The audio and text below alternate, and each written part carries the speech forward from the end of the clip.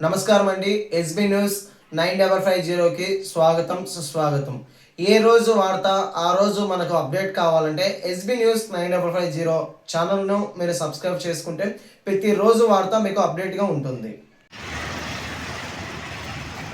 మన కాంగ్రెస్ రాష్ట్ర నాయకులు ఎస్సీసీఎల్ రాష్ట్ర నాయకులు శాంతయ్య గారు కొన్ని మాటలు కార్మికుల గురించి మాట్లాడాల్సిన కోరుతున్నాను. నా పేరు శాంతయ్య, కాంగ్రెస్ పార్టీ రాష్ట్ర ఎస్ఎస్ఎల్ కన్వీనర్.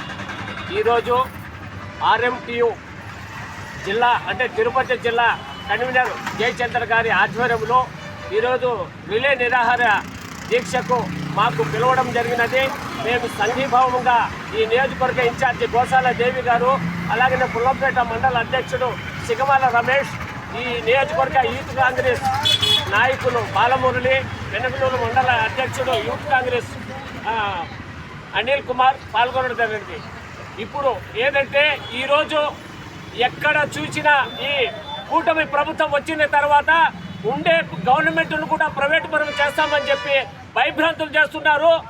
ఖబర్దార్ వినండి. ఎందుకంటే ఈరోజు కార్మికులు దాదాపు 62 మంది ఎన్నో కరోనా టైంలో కూడా కష్టపడి ఈ కోడూరు పంచాయతీని ఒక అభివృద్ధిగా చేసి కనీసం ఒక ఆడి మనిషి ఇంట్లో కసు నూకాలన్నా నేను నూకననే పరిస్థితుల్లో కూడా ఎంత కష్టం ఉన్నా కూడా ఈ కార్మికులంతా కలిసి ఈ కోడూరు పట్టణాన్ని అభివృద్ధి చేస్తున్నారు. అలాంటి నాయకులు ఇక్కడ ఉండే ఎంప్లాయీస్ ఒక్కొక్కరికి లక్ష చిల్లర జీతాలు వస్తున్నాయి. కానీ ఈ కార్మికులు కనీసం వేతనం అంటే ఒక్కరోజు చేసే కూలి పని, కనీసం ఒక రైతు కూలి పని పోతే సాయంత్రానికి 1000 రూపాయలు ఇస్తున్నారు.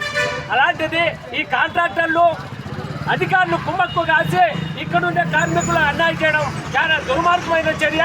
అలాగనే ఇప్పటికీ 8 నెలల నుంచి కూడా వీళ్ళకు జీతాలు ఇవ్వలేదు.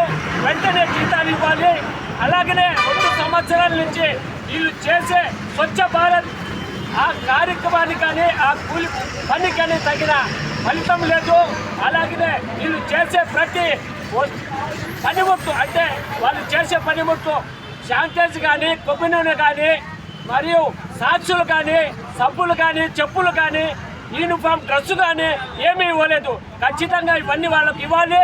లేదంటే మేము ఇక్కడ వీళ్ళకు సంఘీభావం ఉందా కాంగ్రెస్ పార్టీ తరఫున కూడా వీళ్ళ తరఫున మేము ఆందోళన చేపడతామని ఈ పిఎఫ్ ముఖ్యంగా పిఎఫ్ 11 నెలల నుంచి పిఎఫ్ అంటే అధికారులు తిన్నారా లేకుంటే కాంట్రాక్టు తిన్నాడా ఇది ఖచ్చితంగా తేలాల్సింది ఉంది.